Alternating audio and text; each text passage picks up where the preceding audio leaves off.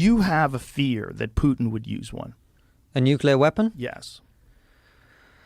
So when I was on Question Time, that program of Francis, they asked me this question, and they said, if pushed, would he use them? Now, my understanding of the word pushed is if he feels that his life is in danger.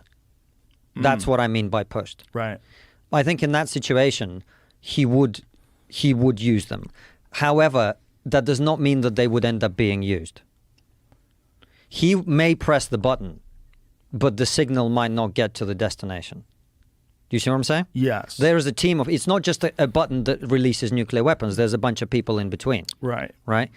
And if some of those people think that they have a chance of survival, that this is a personal thing against the leader, what is their rationale for pressing that button down the line? How terrifying is because that? The answer is death. Few people. Yeah. But the answer is death, right? If you're in that situation, you, your family, your kids is going to burn to ashes or die in a radioactive wasteland. Yes. So why would you push that button if you felt there was any chance of survival at all? That is one of the biggest fucking sources of anxiety for people, is the idea that we're living in this conflict that we have zero control over that might lead to a global thermonuclear war at any moment in time. The wrong buttons might get pressed and the wrong people might get mad, or the wrong military decisions might get made, and someone just tries to fucking do something wild.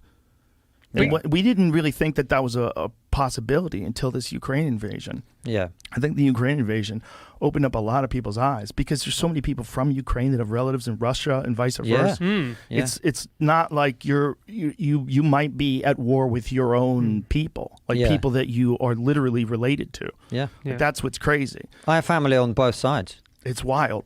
The idea is wild, and the idea that the country has such extraordinary control over the narrative of what the people know about and hear about.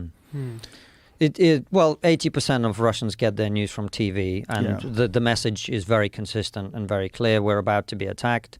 NATO is about to destroy us. Ukraine's full of Nazis and all of this stuff. Completely baseless. But that if you feed people that line long enough, that's what they're going to believe. How do you think this plays out? I think anyone who attempts to predict this is bullshitting, man. No, you can't predict things like this. Right now, the situation is Russia is inching forward. Both sides are losing a lot. I think what the Russian strategy is to wait until winter. That's what I'm being told. To hold out until winter, and by winter they think they can persuade the Germans to essentially sabotage the Western efforts to stop them. I think that's their plan. How that goes, how do we know? We can't predict that. And in the meantime, it also depends on what's happening on the ground, right? It depends on what Russia is going to do. It depends on what the Western powers do in terms of providing weapons and ammunition and all of that. So we've got no idea at all. It's so wild. And when you hear the government bragging about how much money they're sending over to Ukraine to help fight the Russians, it's like, maybe you should shut the fuck up about that. Maybe that one you might want to keep under your hat.